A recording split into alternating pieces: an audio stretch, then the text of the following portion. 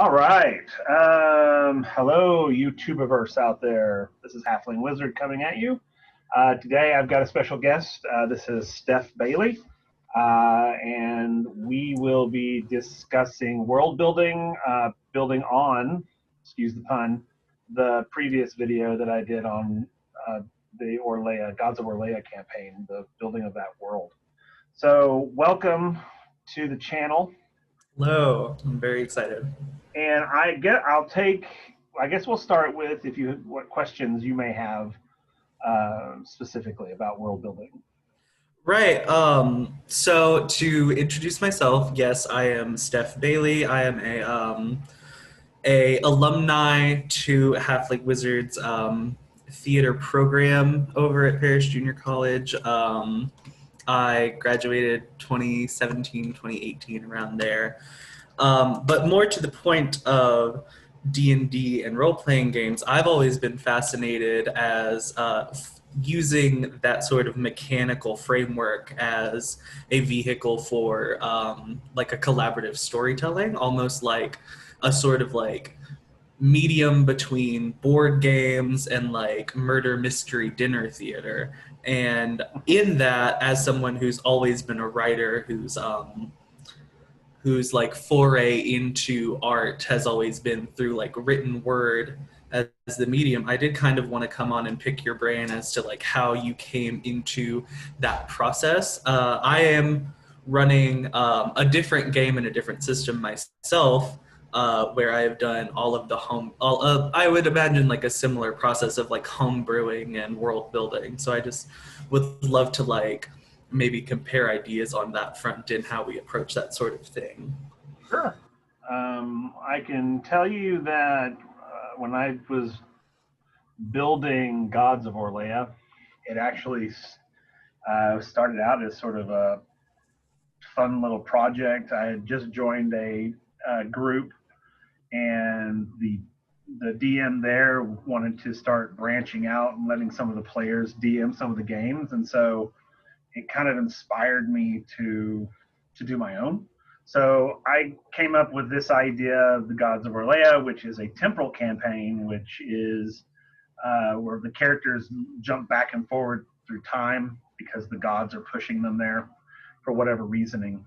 Um, so building that world was, for the most part, pretty easy. I say easy, but it really wasn't easy. The first thing I started out with was I made a map. I created what this particular continent on this planet would look like. And once I did that, and what I did, and I mentioned this in the previous video on world building, is I let my players take sections of the map and create the lore for that area. Not just the lore, but what it looked like. Because I could take the map and adjust it. So they were like, "Oh, there should be a lot of trees here because we're elves, wood elves. So we need all this." So I could go into the map, manipulate it, and create what they needed. So I like the idea of this because it gives your players a sense of ownership, Mm. and I believe it makes the experience a lot more meaningful to them because now they put all this time into creating this area, and it's interesting to see how each character's area develops, and it developed pretty much where the way I thought it would, because I have two dwarves, an elf Lithari, and a fire genasi, and each of their areas sort of evolved with what I would think like wood elves and dwarves, that sort of thing. But building the world was fun in that aspect, and then I kind of built up the other areas because there's several areas. Right. But what I did once they did that, or actually while they were doing their topography, basically, I created my pantheon of gods, and when I first started building the god realm, it was very uneven, and then a good friend of mine who also plays D&D said, "Hey, make sure that when you're building your pantheon, that you always build your gods in threes. And I was like, oh, why is that? And then he told me because of the different alignments. And I was like, oh, that makes total sense. You should have, the lawful god, the chaotic god, and the neutral gods. So I started there, and I am big into world building. I love doing it. I love creating lore. But I will say this to anyone who is wanting to create a world like this is don't get stuck in lore, because if you get stuck in it, it can actually derail you. If you make it so detailed, so all the minutiae in there, your characters don't really have anywhere to grow. They're Mhm. basically bound by the rules of your lore, and you don't really want that. You want it to be specific enough, but yet broad enough that, say, for instance, one of the two dwarves in my campaign, because I made the pantheon of gods, I had already named most of the gods, but I told them that if they wanted to create their own, they could, or they could take from existing whatever, and we could work it into that hierarchy structure. And that's what they did. So my lore wasn't so inflexible that they couldn't do that. And so it's important that you, as the creators, that we kind of have to let our world go and let it kind of grow on its own. Absolutely. And so, I would suggest as a person that is going to build a world, is to get your players' input, talk to your players, and and I'm not saying you have to do what I did and let them design a whole area, but I think it's important that they have that say in wherever their character's from, so they have, like I said, they have some sort of ownership. Absolutely.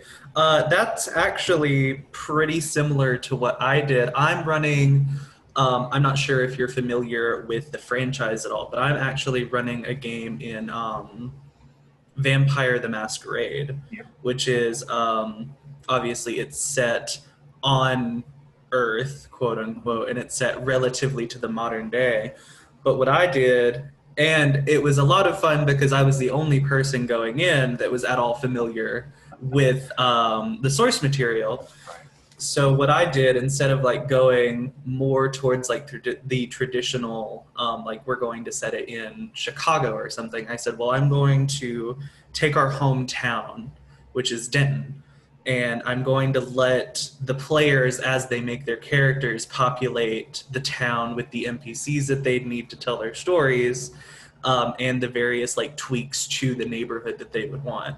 That makes it in such a way that obviously they're familiar with the culture and the geography because they actually live there, but they get to sort of like craft that reflection in the way that they choose. And that kind of has serviced me well in the way that I was looking for, in that I think that it's our jobs as like storytellers or as dungeon masters or as game runners to provide the framework to let the players drive their own plots. I was actually really interested in how you crafted like the arc and the like meta objective of your own story, and how the players, like how that sort of X factor wild card has evolved and mutated your intentions for like where you want things to go in that way, if that makes sense. Yeah, that makes sense. Well, the funny thing is I was actually I did a video with Lisa recently, and we kind of touched on this. When I was creating the storyline for my campaign, I had an A and a B, and everything in between was blank.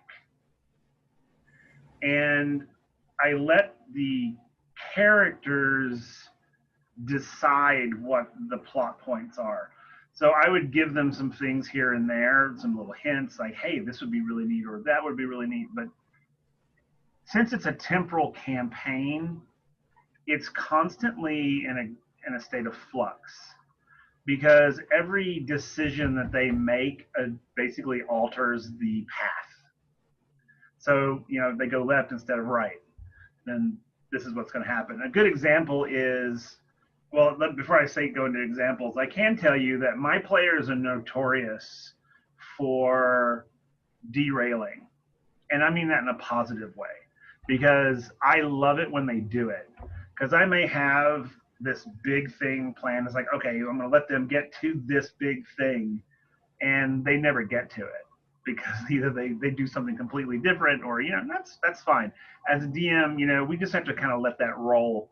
I know I've worked with DMs who get extremely angry when their players don't do what they want them to do, and I'm the opposite of that. I really enjoy it when they don't do what I want them to do. And an example of that is they were in this town. They were in Arcadia, a town on the map, and they defeated these gigantic ghost dragons and several other things in the town, and the people of the town were so happy and thankful to them that they gave them a house to make base in.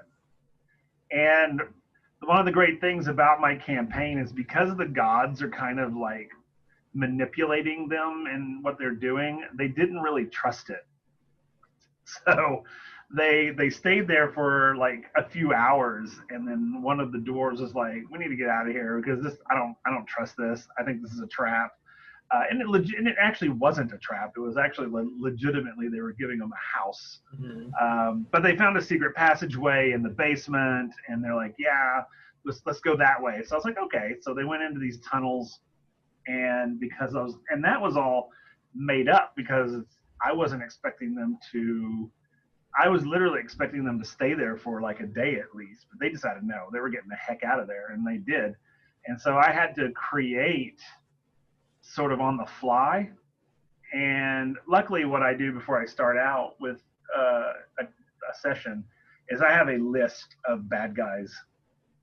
I have them ready to go. So I have now, and I have them ready to go for any instance. So if they go left, then I have these guys. If they go right, I have these guys.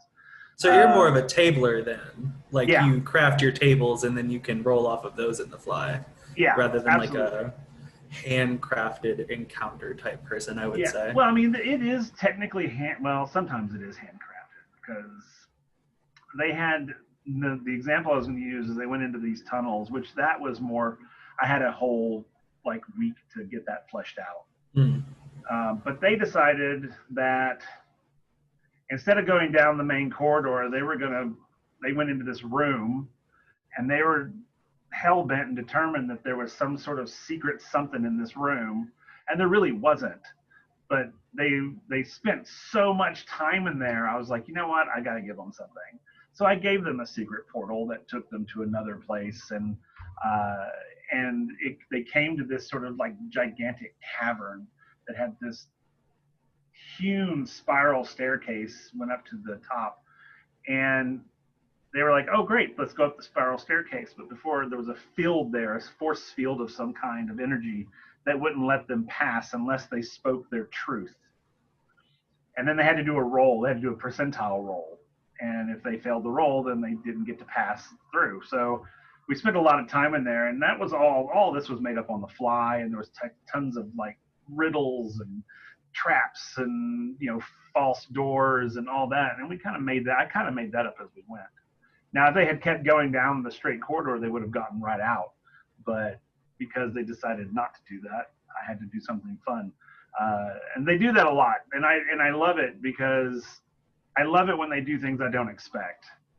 I'm ready for it. I'm notorious at creating things off the fly because I have to. And my players seem to enjoy it, and for the most part, they have no idea that I'm really kind of making it up as I go. But like I said, I have my point A, point B, and I really like them to sort of create how they get from A to B.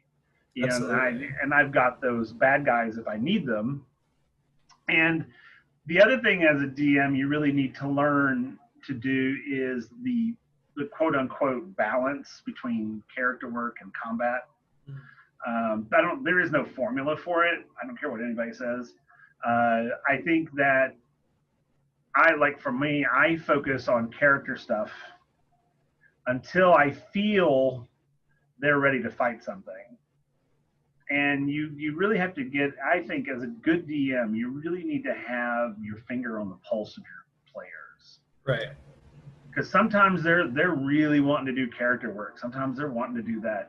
Let's find out who these people are. Let's do that. And then there's times they just want to beat something up. And you really need to know when they're ready to do either of those. Because I tried at the beginning to do a balanced session, and it just doesn't feel right. It doesn't feel natural. It feels like I was throwing them a bad guy just because they haven't fought in a while. So I basically let them do character development until I feel they're ready to fight something, and then I'll throw something at them.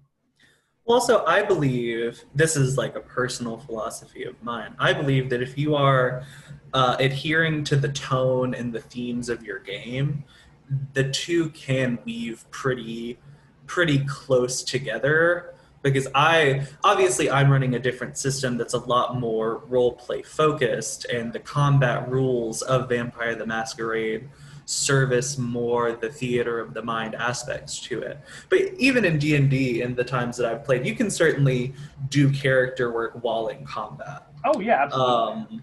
And that's those are always the most fun combat experiences and encounters that I have, when it's like you have a role play incentive to get to defeat this enemy for whatever reason it is, over the more typical. I think it was Rats in a Basement that Lisa had used in that one video. It's always the first one. It's always the first thing you do. Yeah. I wasn't a. I'm sorry. Go ahead. No, you're fine. Go ahead. Yeah, I was in a session one time. It was so funny when she brought that up, where the DM had taken the Rats in a Basement concept and flipped it on its head, where the woman wanted somebody to stop the rats in her basement from getting eaten. They were her pet rats. Oh. Yeah, and that was like a nice little twist. Of course, we were a bunch of nim-witted fighter barbarians, so as soon as we went in and saw a bunch of rats, we started killing them, and then she comes down the stairs screaming, no, you're supposed to kill the thing that's eating them. And then it's like, what? Why are you going to tell us that there are rats in the basement and not have us kill them? I know. But it was a fun thing, and it's stuff like that that I find so fun in world building. Not necessarily just like your imagined geography and your imagined history, but also how thematics and tone play into those things. In my game, for example, we have a big emphasis on atonement and the concept that we all carry guilt. So I have created this sort of ulterior plane that is living as an entity over everything in reality. And every so often I'll have all of the characters do a random roll, and if they get so many successes or failures on this roll, it's oh, you blipped into this manifestorial plane where you're surrounded by all of your guilts and your sins, and then they have to figure their way out of that one. It's a really fun thing in the back pocket whenever something needs to be spiced up. It's kind of similar, I would say, to your dark hand thing that you always have, where it's if you ever need one of those to pop up. Yeah.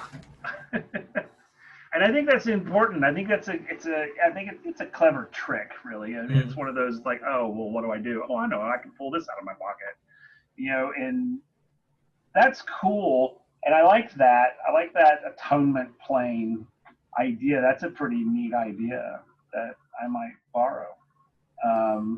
It is an open source medium. That's pretty cool. I like that. I like the idea of that. But yeah, I mean, I have similar themes in mine as well, but it's more of a character based. Mm-hmm. They're all conflicted now. Now that they've been on this mission for a while. It's been fascinating to see how the characters have changed, how they've evolved, how they've grown. Mm.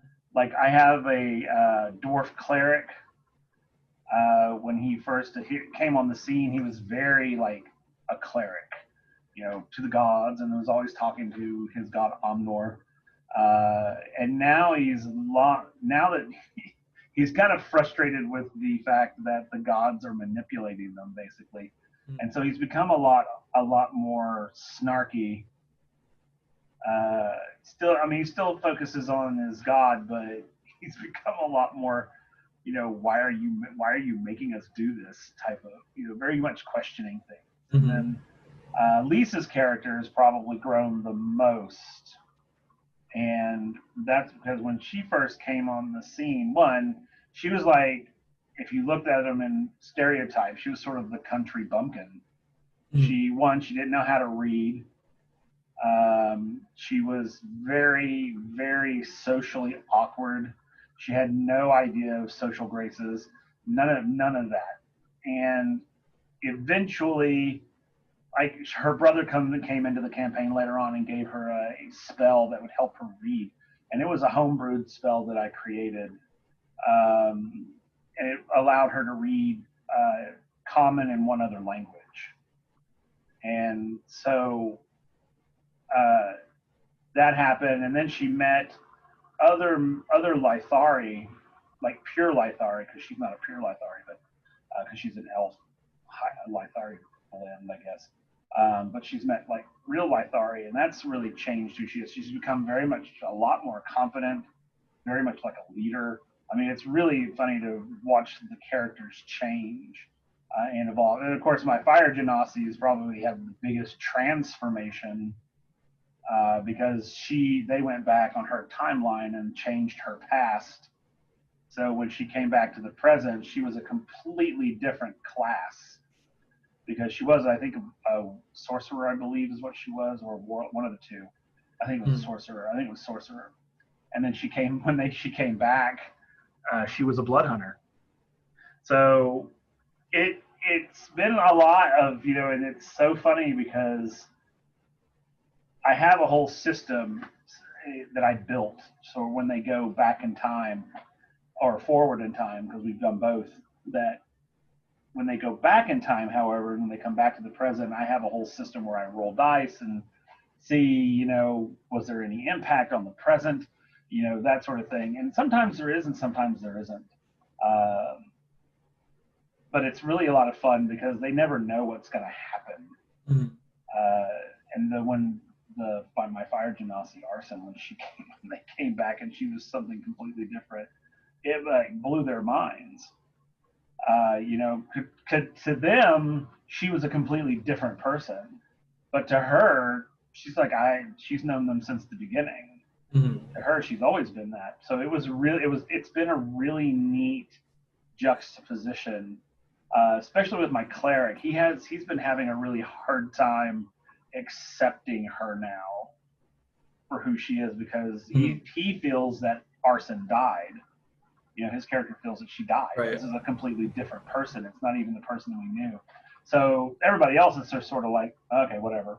And so it's really neat when you throw little things into your game that way that throws your characters into that sort of conflict within themselves. And I will say this campaign is extremely much harder than I thought it was going to be. And the reason being is because of all of the information that you have to keep straight. Who they've met, when they met them, because they went to the future at one point. Because when we went to the future, they went 500 years into the future. And and so they were like, well, what year is it? And I was like, well, let's think about it. I put my world in like the 14th century. So it was like the 1300s if we were to put like modern time on it, modern things on it. So they went into the 1800s and they got to play in the Old West. Everything was like the Old West. So they got to use guns, which they had never used before. They didn't know what they were. Flamethrowers, things like that. They got to play with some fun stuff. So, but then then they meet all these people in the future, and they're all related to somehow in the past, people they've met in the past, and I got to keep all that straight. So but it's a lot of fun. I love doing it. But yeah, I think that those type of themes, I think it's great because like again, that whole atonement plane that's a pretty great idea. Just if you need it, if you're in a bind, you're like, hey, roll, Right. see what happens. It's really nice. I think it's like we've taken like an interesting sort of perpendicular approach to it because your temporal campaign deals obviously a lot with history, and then I would say I obviously have never played. I'm not in the group, but I would say there's probably a bit of like predestination that goes into it, like what is and is not meant to happen, that sort of thing. Whereas my campaign deals a lot more like spatially, with like physically meeting the representations of the bad things that you've done or the good things that you've done and things of that nature. Because this sort of like this plane of atonement is very much like once you're in it, it's like entirely focused on you. I've had my players tell me that it's almost like a really spiteful NPC in that way. And that it's like as soon as it's like you have entered into this, it's like it's going to verbally, physically, spiritually torment you until you can get out of it. And it's like, well, that is sort of the intention, which is always really nice. Talking about your cleric who's having like doubt. Well, I don't want to say doubts with his faith, but more like doubts with the intention of his divine. How do you weave in like the sort of like established mechanics into how that would affect character-wise in the roleplay? Because if it's been a while since I've played D&D, but I seem to remember that sort of thing being precarious for clerics and paladins because their source of power is like directly related to their divine, almost by consent, like them allowing Yeah. those actions. He because he's a cleric of Omnor, and Mm. who's sort of like the dwarven god of the underworld almost. But what I do, he prays to him throughout the campaign, and he seeks guidance. And every time he asks Omnor a question, I have him do a roll to see a percentile roll to see if he gets a response. And for the most part, the hardest thing the character's having, the hardest issue that the character's having is that he's trying to reconcile other gods' works and it's got him in all kinds of conflict with his own god. And so recently, because I saw that and I sensed this, I had to take it upon myself because the DM plays all the NPCs and all that, so I'm playing Omnor as well. And so he asked Omnor in this last session, he asked him for guidance on all of what's happening. And so I was like, okay. So I gave him Omnor's answer because he rolled high enough for Omnor to answer him. And Omnor basically told him to chill out without saying chill out. But he basically said, focus on, stop focusing on other people's issues and focus on your own. Because he had a lot of that. He was sort of focusing on everybody's, and he wasn't really focusing on his own. So his God put him back on track, basically. Nice. And and basically reassured him that the gods have a good reason for what they're doing. And because in the campaign, the gods themselves cannot intervene directly. They have to use earthly bound people or things to interfere. Otherwise, go ahead. Cut you off just a second. You were like skipping out there. Could you repeat what you said over the last like 10 or so seconds, please? What did I say? I said that we were talking about Omnor setting him on the correct path, getting him to focus more on his own issues versus the overarching. Right, because basically, I was saying that the gods themselves they can't interfere directly with the Mhm. affairs of the world. So they have to use earthbound vessels, basically. So Omnor will come to him either as a voice or as an NPC person that just sort of wanders and gives him some sort of sage advice and then just sort of disappears. So with his character, because his character is so kind of faith based and asks Omnor for guidance on everything. Uh, I had to create an Omnor NPC so that and I have like a list of them. There's like I think 7 or 8 of them that I can randomly pick. Mhm.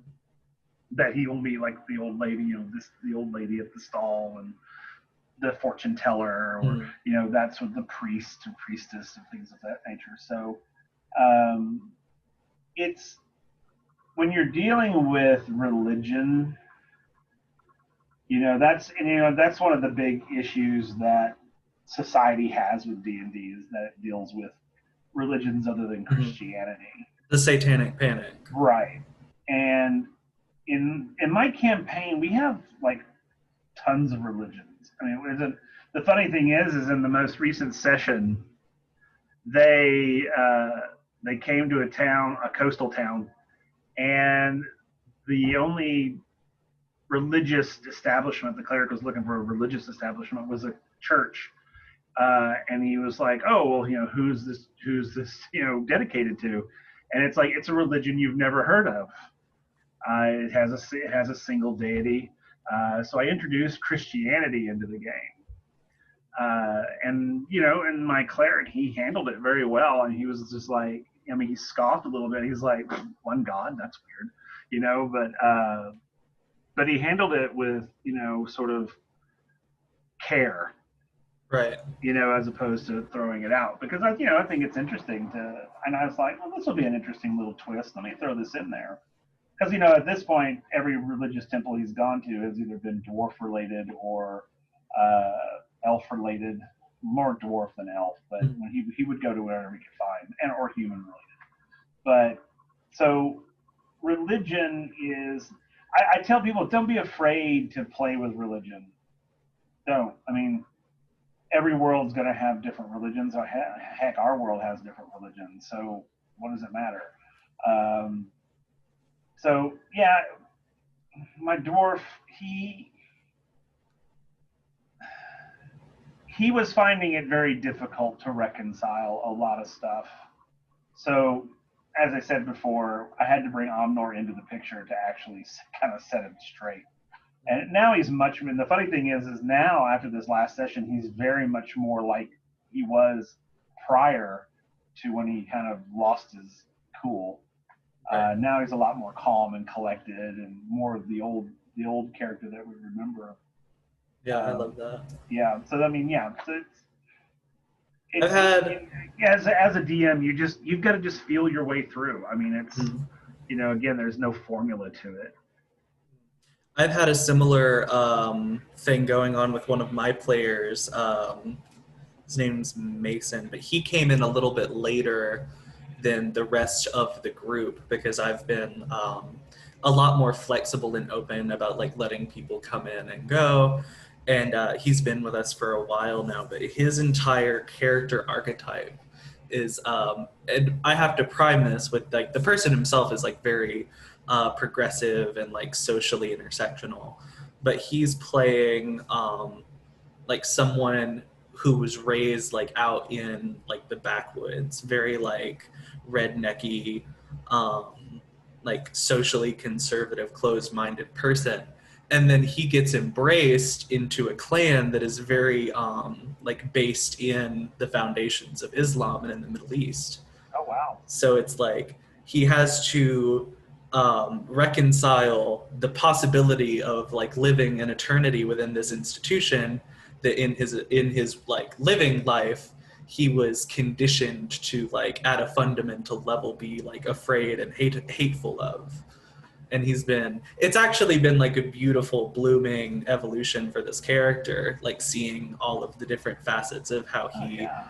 grips with that internally. It's very as someone who just enjoys being told stories, it's like very enjoyable to watch him go through all of those steps. Oh yeah. Yeah. Um, I was going to say the. I think that's great. Not only that, but if I was to look at it from a player's standpoint, that's a great. What a great place to be for a character to have to, reconcile yourself with your eternity. The idea of imagine being Jewish and having to, then you're going to spend eternity in Islam. I mean, it's like, whew, wow, reconciling that within yourself, because what? How do you do that? Gosh, that's yeah, great. As a character, I would love that. yeah, it's one of the few things. Like I love D&D. I came into it around 3.5, and I came Mm-hmm. into it with the various like video games that were coming out in the Forgotten Realm setting, like the Right. Baldur's Gates and Yep. the Neverwinter Nights. But that's one of the things that over the last few years I've really been attracted to, setting like fantastic games in like the real modern world, because you get like that really visceral real world implication type thing, which I just like. I think there's a little bit of sadism in it to like having your characters go through that sort of thing, but I just love seeing it played out. Because with mine, with my both with the game and with the story, I had to really drive in that I wasn't going to let any of my players play like the idealized versions of themselves. They all had to have like one like really like overwhelming thing that they felt like they were not like. It was either something they actively sought forgiveness for from someone, or something that they felt there would be no penance great enough for, and like the overwhelming sense of like their own bad actions, because at the end of the day they're vampires, like they are monsters, Right. and it's about going through that, trying to regain your humanity in a way, Yeah. which is really fun. That's interesting also because with a game like Vampire Masquerade, I mean, that's one you have to be, very careful. I mean, you have to be very careful with all of them, but that one for sure because of the stereotypical idea of vampires. It's like, and that's one of the big things about when I play is when I'm a DM is I don't want the stereotypical elf or the Right. stereotypical dwarf, and and I because I think one stereotypes are bad, but um, that's interesting how you. I'd like to know how you got around that. I mean, did you establish that from the beginning, or did you just let your players kind of find that naturally? Or Well, I let my players come up with the concepts and the archetypes that they wanted. right, Um, Obviously, the game's been around since the early 90s. I said, we're going into this edition, pour through whatever you want. I can retrofit any like old edition stuff into this one. I'm familiar enough with the systems to make that work. And they all came to me with like, uh, their different ideas. It's like, okay, I want to play a more like Anne Rice type person. I was like, okay, but how are you going to add like a third dimension to that? right, And I, instead of doing like an established like where we all get around the table to do a session zero, I did a session zero with all of them individually, so that we could bounce. I could act as like a soundboard to those ideas for however long it took them until they felt that they had like fully fleshed out um, identities within these characters.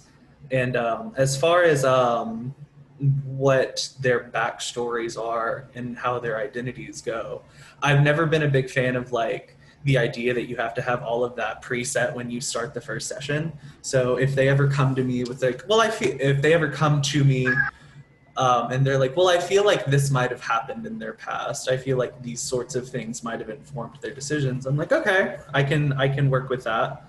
Um, give me some time to see how that fits into what we've been doing, and then we'll go and we'll run with that. The most recent example I can give is I have one of my characters who's playing a relatively young vampire. He was embraced in the early 2000s, and throughout the whole game, he's been a bit of a womanizer. And then he came to, it was actually late last night, he texted me and he was like, I think he lost his mom. Like, I think he lost his mom really young, and he's just been trying to find that figure in like other women. And I was like, wow, that's really deep, and that's really potent. And it just like, it makes me happy because it's like, these are things that they're thinking of outside of sessions. Oh yeah. They've been doing fun stuff like that pretty much the entire time, making Twitter accounts for their characters, setting up the real life group chats that they text through in the sessions, things like that. And it's like, I love it. Because it takes some work off of my load having to record all of that, and B, because it shows like how bought into it that they've all become. And absolutely. It's complimentary to me because it makes me feel like I've done a good job foraying the setting, and it makes me happy for them because I've been in that position too, where it's like, I don't want to leave this space. Right. Yeah. Oh, absolutely. My guys, my players, they like to do, because we use Roll20.net, and they like whisper to each other when they're not, because there's a whisper function that the DM can use, like if you want, which I love, because one of the big things that I like to do is I love it when the party splits up. Mm-hmm. Me too. Most people are like, oh, never split the party. But I'm like, no, go. You go into a town, you're not all going to travel around in a group to the same places. Just go where you're going to go. And one of the great things about Roll20 is it has a whisper function. So I can literally click on one of the characters, and the two of us will have a conversation, and the other players can't hear it. So it becomes that character's knowledge, and not, it kind of helps you separate player from character knowledge, which is a lot harder when you're sitting around a table. So I've been using that a lot more recently, and it's been great to sort of help characters. And like in this last session, Lisa and Austin, they were having secret conversations with each other because they were walking ahead of the group, and they were just sort of chit-chatting, as if two characters were chatting and no one could hear what they were saying. And they came up with a lot of really neat stuff. And we do a lot of that sort of post-game talk or pre-game talk. It depends on whenever we get together. But sometimes, like Lisa and I, we'll sit around and just talk about the prior game, and her theories, and what she thinks is going to happen, and things of that nature. And it's always fun to listen to what they feel is going to happen, even though what they feel might happen is a possibility. But because of the nature of the game, you can never say this is going to happen. Yeah. Because the minute they do, they step on a butterfly in the past and come back, and everything's completely different. Yeah. So yeah, it's a lot of fun, and they have grown so much just by communicating with one another. And that's an important one too, is that you really need your characters to talk to each other. Communication is key. Absolutely. Especially when you're doing a more role play heavy game, because you really have to have an understanding of boundary and an understanding of like divorcing personal actions from character actions. On the subject of Roll20, we actually played, I think it was for up until the last 2 sessions, we played in Roll20. And then I moved the game to Discord because it was just like a little bit more stable as far as audio visuals go. And I have a similar thing set up in Discord where every character has their own like notebook section, and that's where they can like interface with me personally. Mm-hmm. or with each other should they like invite into the other Right. person's notebook and things of that nature, Right. which allows them to like get ahead or slow down as far as what's going on in a given scene, without actually affecting everyone else who might not be privy to that. But it's gotten, as far as like personal information and personal role play goes, it's gotten to the point where I've been asked a few times by a few different characters if they would want, or if I would be willing to go through and do like an hour one-on-one session while they go and do something away from the group for a while. And I'm like, well, if I have time for it, sure, I have no problem with that. So I've done that a few times. We've had a few sessions where somebody can't make it, so I have to come up with like a side story for them to do over the day, or we just sit in the video chat and I let them come up with what they want to do. I'm a big fan of sandbox playing. I like I at the end, when we get to the end of this campaign, I want them to have taken away that it was like about their stories, and then the plot that I created was basically just like not fluff, but more of like a framework that let them navigate that river, so to speak. Right.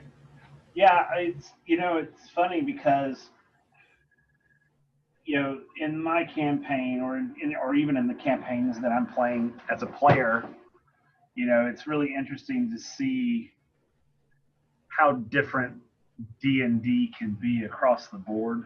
Mm-hmm. I've never played the vampire series. I've never played in that world. I've played in a couple of the others, but I've never played in that one. So it's like I'm in when I'm a player in the campaign that I'm a player in right now. It is very story driven, and it's very linear, uh, which is cool and really neat. I have my character, and he has a really cool backstory, and uh, Lisa's character and my character kind of bonded, and we sort of like protect each other basically. Uh, but it's so interesting to see the differences, and even listening to you talking about Vampire Masquerade, the differences that, and yet similarities, because they have a lot of similarities as well, that each platform kind of has, each game. Because mine's based in 5e. Mm-hmm. The one I'm a player in is based in 5e. I did play once in a Pathfinder game, and they're pretty similar. I mean, the feel of it. I mean, you obviously can do different things in different ones, but because you guys, I mean, does the Vampire Masquerade, does it have like spell casting and things of that, or is it all just? Yes. So there's a set of what are called attributes in the system, where you have like your mental, social, and physical attributes, and that'll govern whether you're going to make like a melee or a like hand-to-hand attack, or whether you're going to like persuade or intimidate someone, Okay. and your intelligence checks on whether you know something.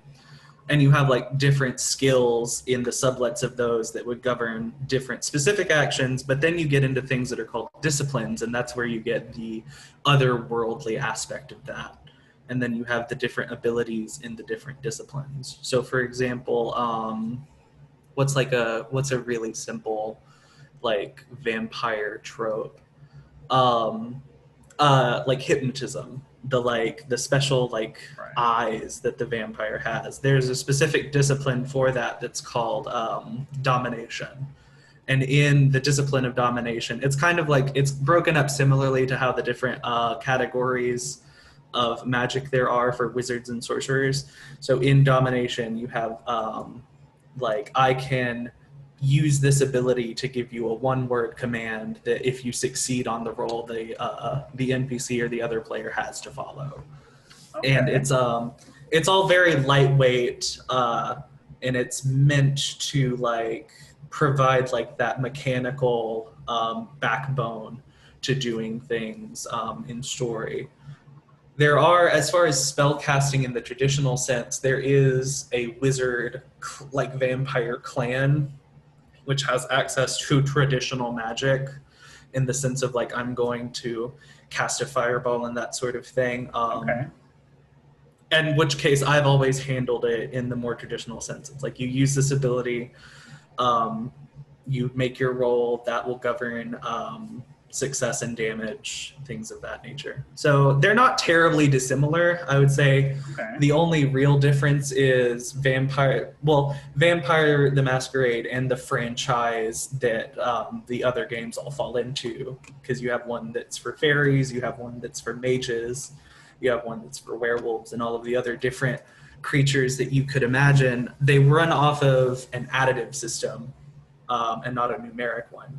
So when you take your rolls, anything 5 and below is considered a failure on that die. Anything 6 and above is considered a success. Excuse me. And then you count the number of successes you have against a difficulty class, and if you go over the difficulty class, then your action succeeds. Versus versus how I understand D&T to be, to where you make your rolls and then you have a specific number on the die that would govern how your action is interpreted or how it fails or succeeds. Right. Okay. Interesting. That's very interesting. I may have to look into that. Yeah, I believe it's called the Storyteller System. Okay. And they sell specific dice for it that don't have the numbers. It's basically all run off of D10s. Okay. And then it's actually very user friendly, and it has like a very low learning curve. I have found, because I had several players who came in from D&D expecting the more number crunchy system, and then I'm like, okay, so you're going to roll 3 dice. Tell me how many of those go 6 and above, and those are considered your successes. And from there, they're like, oh, okay, I got it. It's very much a low maintenance system as far as the rules go. Right. Go ahead. I have had groups that I've played in, though, where the game master had like converted it over to like GURPS or something. But I think that like for Vampire and the associated games to that, it is like a little bit more intuitive to keep with the system that the writers created for the game. Okay. So do you do much home brewing in this, or do you pretty much follow? My entire plot and the entire setting has been homebrewed. As far as like abilities go, I kind of leave that up to the players as well. If they get high enough in a discipline and they feel like they should be able to do something that they can't find backing in a book, then they can come to me and say, well, I would like to have this idea, or I have this idea for something that I could do. And then we can sort of workshop what the consequences, or not the consequences, but like what the costs of that would be. Right. Okay. Yeah, because with my campaign, because I'm running an epic campaign, so when they were doing their initial rolls for their stats and all that, they usually you roll 5d6 and drop the lowest. We rolled 6 and dropped the lowest, so that their stats were much higher. And so I've had to homebrew a lot for this campaign because because their stats were so much higher, they were killing these monsters and stuff so quickly. So I literally have to take monsters and creatures that are, if they're, say, like right now, I think they're level 12, I think. I want to say they're level 12. And so I'm having to throw like level 15 or CR 15, CR 16 creatures at them. Mm-hmm. Plus I have to take those creatures and up their stats. Yeah. which is fun and it's fine because I knew I was going to get into that. But it's so my campaign for the most part is 100% homebrew. Mm. Uh, a lot of their weapons are homebrewed, the ones that they've gotten through the campaign. I mean, they have their standard weapons, which is just D&D normal, but it's been an interesting trip. And I mean, I think Right. and we're only halfway through it. So uh, when I say halfway, we're probably about halfway, maybe a little more than that. But How many sessions have you ran thus far? How long have you been running this game? we've been running this for a year, I think now. Oh man. I started mine I think a year, yeah, a little over I a year. started mine around the end of the summer. We're about 10, 11 sessions in. So they're still like scratching at the surface of everything that I have written as far as like exploring the meta plot Right. and the world goes. But I had a similar situation initially where like I let them level past where the book suggests that you start for a campaign because I wanted to give them that sort of like fantasy that they had been living in this world for a while. They weren't like freshly turned Right. yesterday. And in the first like session or two, I did notice that they were downing things really quickly. And I looked at that and I kind of changed my philosophy about it in that I decided that like any combat encounter I'm going to make is going to have like a narrative purpose, or if they get themselves into combat, it will be for like a narrative reason if they're initiating it, obviously. So now what I do is I assess what's going on and I'm like, okay, so you are in this combat. As far as like the story goes, this is going to last this amount of time. Like if it's going to last 4 rounds and it's going to last 4 rounds unless something like absolutely crazy happens Right. and it only makes sense for a character to like completely obliterate the enemy in some way. Doesn't happen as often as I would like it to because that would be really fun, but it does happen. um, for example, a few sessions ago, my coterie, as they're called, the party, had to voluntarily go into this alternative plane because one of their sires was abducted, so like their parents.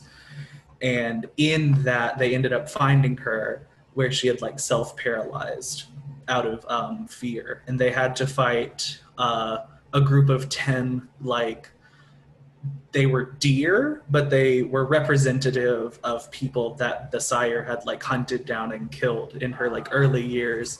And because it was like that, I said, okay, so this is like a big like emotional climactic moment. This is going to last for like 5 rounds. And so they had like to kill the 10 deer and then continue with the story. And it lasted pretty much exactly 5 rounds because they were putting them down at about 2 a round, which Okay. is fair.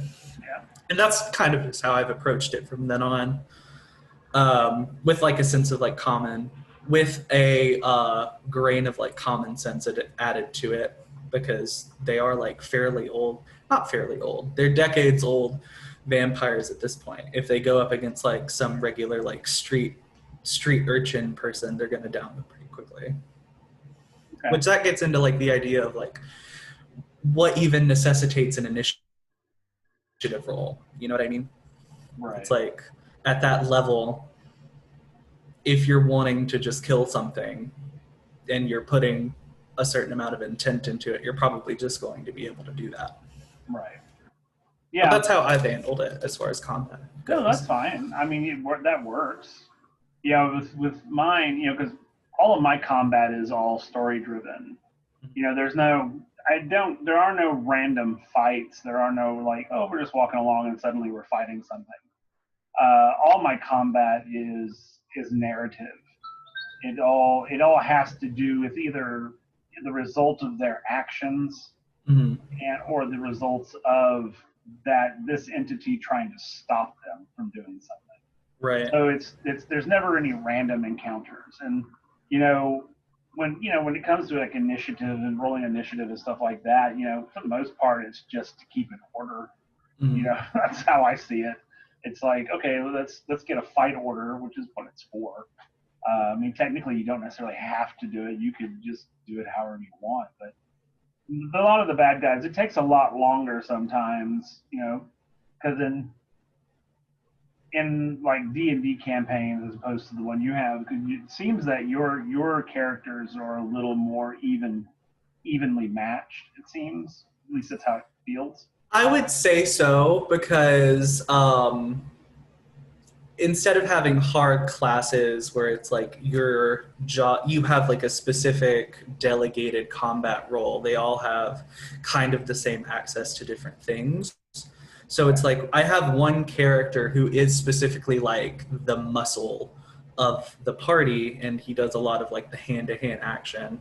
But the rest of them have their different avenues to fend for themselves. One is like a firearms expert. Another one decided that um, she was going to be like a melee expert, and her whole thing is like she's able to create weapons Okay. out of her bones. That's Oh like wow. the special vampiric ability that her clan has. And then our most recent player decided that he was going to be like spell casting focused. And so his whole thing is like manipulating how he handles combat is that he goes into this Okay. mode where it's like he's entered a trance, and then he starts manipulating physically the bodies of the people that he's fighting against because of like the power over blood that he has. It's very interesting, but as far as like combat ability, yeah, they are pretty even keeled. Okay. Cool. Yeah, because like in my campaign, like my characters are like each of them has a specific strength. Mm. We have our tank, we have our barbarian, we have our healer, we have our bowman, our range fighter, and then we have the sort of spellcasters. Mm. You have kind of have them all, and then I play an NPC character in the party named Baril, who's also a dwarf, uh, and so he comes and helps every so often, but he's mostly just drunk and Yeah, womanizing.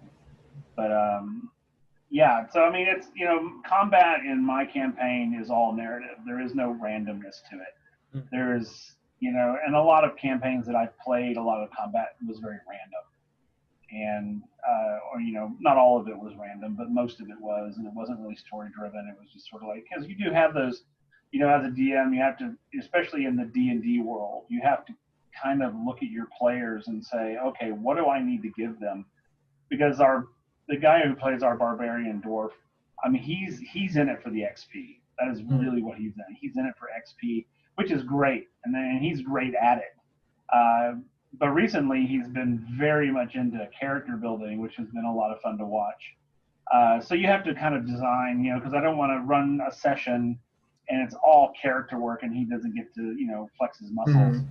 Mm. So I try to, I've got to make sure that I have to make sure that the session has the narrative will tell me, hey, there needs to be some fighting happening here because they did this. There's been a couple of sessions where it was all character work and we never had to fight anybody, and that was fine. But I try not to do that too much, and mainly because I know, like, I have two players that really like to fight. That's their big thing. They love doing the character stuff too, but fighting is like their thing. So I'm always having to I have to make sure that I at least have the opportunity to have a fight in every session if I need to. Right. But there are times where they are character building and they never get to the point where the fight is initiated. Mm. So sometimes that's when we don't have fights, and it's like, well, you guys didn't get there. It's Yeah. like, And it's like as long as they're doing what they want to do, then yep, it's fine. absolutely. And that's really what it's all about on my end. I'm very much about my players and their characters to drive the story. I want them to take me on a journey as opposed to me forcing them to go on a journey. For sure. And it's a lot more fun that way. As at least I think so as a DM, it's they're taking me on a journey that I have no idea where we're going. I mean, I know where we're going, but how we get there is entirely up to them. One of the funny moments in one of the last sessions we had is they had just come back from the past, and I think Lisa and I talked about this, but about they came back and they're like, we have to get this poor burn victim to a town, and the nearest town was down the river to the coast, and they're like, all right, let's walk to the town. And I'm like, and I literally was like, are you guys not going to look around for stuff? I mean, are you just going to walk off? And they're like, what are you talking about? It's like, and I was like, well, if you look to your right, you'll see a boat sitting on the river. And they're like, oh, okay. Sometimes they get a little too, they put their blinders on a little too much, and I'm like, you okay. You do occasionally have to play tour guide from really time do. to time. That's actually, I think we get a lot of the same enjoyment out of DMing or running games because I am a writer. I write every day. That is my chosen career field. That's like, it's what I do. And if I were to go into the game and what I got from it was getting to experience my own story, it's a lot easier for me to just sit at home and write. So it's like I have to find something else or I do find something else that I enjoy about it, and that's when I'm put into the position of player in the most approximal way that you can as a DM, which is when your party is driving the plot forward and they've kind of taken the reins out of you.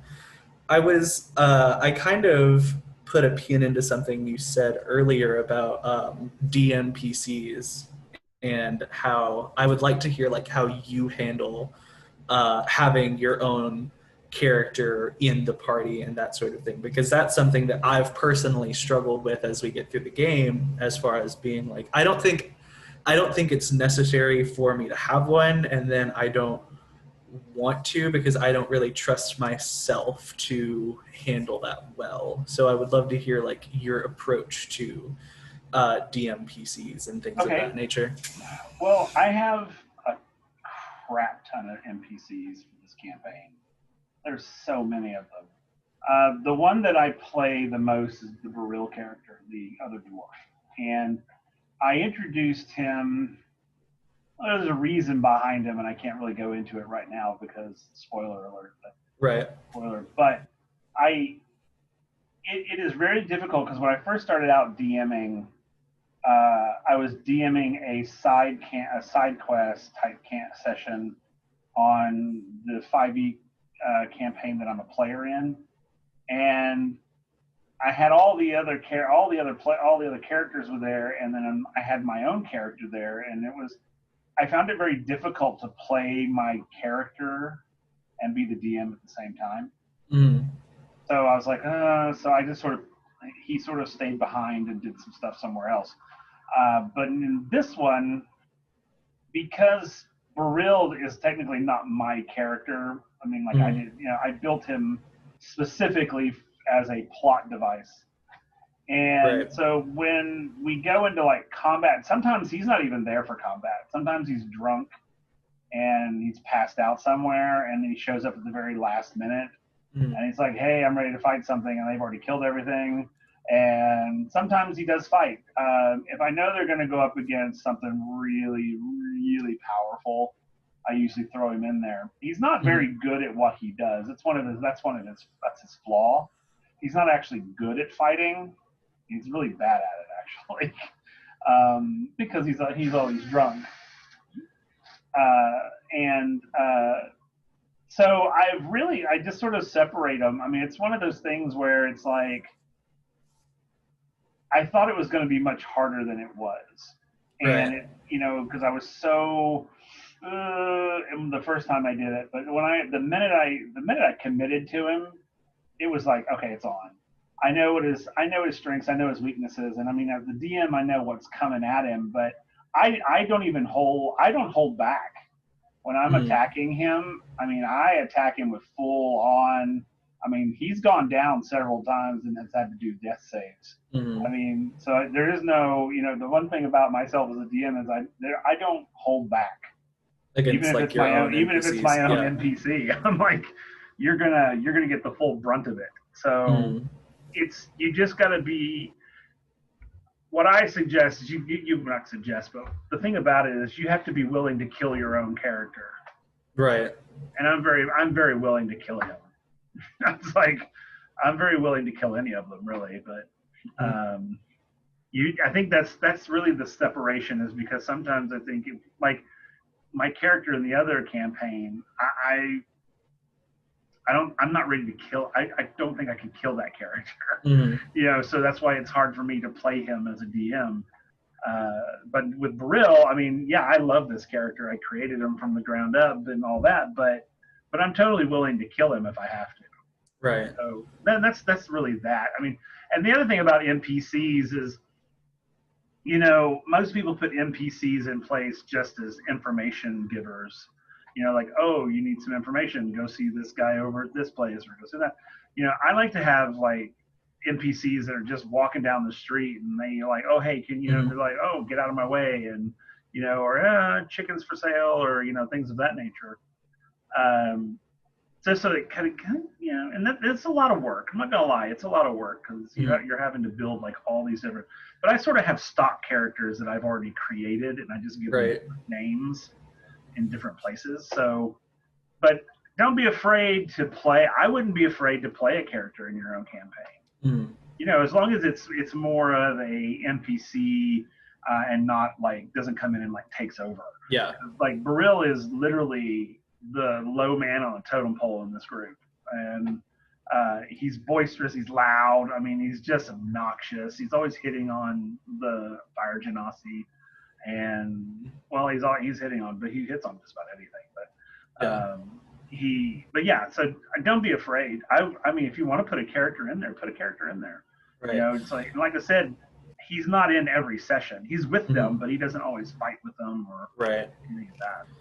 Oh, I've handled it recently when they require when they have an NPC with them and they go into combat. I've always tried to make it like the NPC is there to like somehow craft the situation. Uh-huh. A good example is I have the Prince of Denton, who is a mystic, and her capability allows them to navigate through the various planes of existence unharmed, but that requires her to be like fully focused on creating that habitable zone, so she can't actually participate in combat. And then it creates an interesting thing. It's like, well, we're fighting for ourselves, but also if this one like central pillar gets taken out, it's all for nothing, because then like the reality around them will collapse. And that's how I've handled it thus far. But I have been thinking like, because they have their various like human servants and people that they love, and I've thought about like placing them into some more awkward situations as we get further, because my campaign, like I said, we're about 10 or 11 sessions in. It's very much still in its toddlership, I would say. Okay. We've been playing for like about 3 months, so I'm always experimenting with things and Right. throwing like various spaghettis at the wall to see what sticks, because I'm a lot more like freebase about it as far as like what I'm going to do. I'm very willing to shatter expectations or norms, things of that nature. Yeah. Well, I would definitely say don't be afraid to fail, Mm-hmm. because that's one of the big fears. It's like, oh gosh, what if they don't like what I did, or what if they don't do this Right. for me? Yeah, it's gonna happen. You're gonna run a session, and it's just gonna fall on its face. That's okay. Just chalk it up to everyone was having a bad day, Yeah. and just move on. But I've noticed sometimes a lot of people are very scared of that idea that, the players aren't going to like what I did. They're gonna, I'm like, well, okay, it happens. I've Mm-hmm. been in sessions where I'm just like, okay, this was ridiculously boring and completely unnecessary. and that's okay. Other players were like, "Oh my gosh, that was amazing." And I'm like, "Oh, okay." Not that you can't please everybody, and that's okay. There's Yeah. nothing wrong with that. There's no, when I run my campaigns, I'm not trying to please everybody. I just like this is what I want to happen. I love this storyline. I love this. I want you guys to just go and do your thing, and then I watch them do their thing, Mm. and I can tell when the player's not having as much fun as they should, and then that's when I can interject something and throw something. The dark hands come into it. Now it's like Mm-hmm. the twang of a bowstring, and I roll a die, and it's like, oh, it hit you, and this is what you get. And they always hate that. They hate when I hear, oh, you hear the twang of a bowstring, and they're like, oh God, it's like these guys again. Um, so just have fun. That's my biggest advice is have fun. If Yeah. you're having fun, then your players will have Yeah. fun. My biggest, I'm sorry, go ahead. No, that was it. That was Yeah. I was going to say the biggest gripe I've had, and it does play back into world building as things, and that is that my characters and my players, I've noticed, are very protective of their stuff. Not necessarily their things, like their items. They're very protective and like very stingy with like the NPCs that they've created around themselves. A lot more so than their own characters, I've found. It's like you can, throw whatever at me, but you abduct my like little brother or something, Yeah, and and it's then it's like, all oh, now I am a person and am mad. yeah, And it's like, well, I told you that this was going to be a high stakes game. yeah. So, Well, that happens in my campaign too, because like Lisa's character has a brother, and mm, her character is extremely protective of him, and if anything happens to him, then she's like on fire. And my two dwarves, they're brothers, and my Rohir, my cleric, is extremely protective of his brother, even though his brother needs no protection whatsoever. mm, But Rohir thinks his brother's going to do something stupid. That's his big thing. But yeah, I mean, I get that. That's understandable. I mean, if you have those, it's like I can pick on my sister, but you can't. yeah, That sort of thing. So yeah, I get that. You know, that's just part of the game. I mean, let them go, let them do it. I mean, but one of the great things about that though is that gives you something to mess with. exactly. It gives you a lot, and you can have a lot of fun with stuff like that. Yeah, When the characters are like, "Oh, I've got this thing, and I'm very protective of it." I was like, "Well, I'm gonna just mess with it." That's yeah, when you gave me like 2 sessions worth of stuff to play with. exactly. You've given me at least a subplot that I can run with Oh now, yeah, absolutely. which is kind of like I did have to steer them all away from having like pre-embrace amnesia where they don't remember their human lives. And I told them, if you do that, I'll let you do it. But if you do that, you're giving me free reign to like completely jack with your character for things that you can't understand. Yeah, You will have no frame of reference for later because you chose not to remember anything. yeah, yeah. That can be a lot of fun too. Yeah. The amnesia trope runs wide and deep for me. Which can be a lot of fun, and for you as a DM. Yeah, for me, because I've told my players regularly that I enjoy screwing with them. Oh Like yeah, it's one of my great joys in life. Yeah, So absolutely. it's like I personally have never liked the amnesia trope, Yeah, but if that's how you're going to play it, I'm even more. Am I willing to let you do whatever it is you want to yeah. do?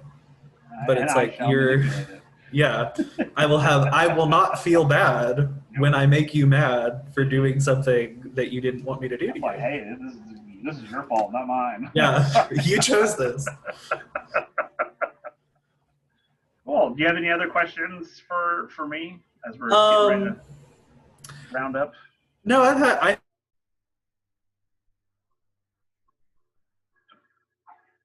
Froze up on me and there. I thoroughly enjoyed getting to pick your brain about your game. It's just seeing it in like a third person view has been very pleasing. if you ever need somebody to come in to do like a short 15-minute NPC expo, let me know. Sure. Things of that nature. But yeah, I've really come into my love of games recently as well. So this has been a lot of fun. Cool. Good. It's always good to see other people getting into it and having a good time.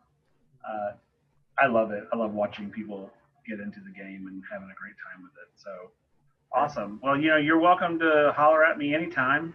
Absolutely. Have questions, anything. Steph, thanks for being here today. Thank you for hosting. And for those of you who are watching out and about, don't forget this Friday, which is tomorrow. I'll be having a live session on evil versus intent in D&D. So please, it's 6 o'clock Friday.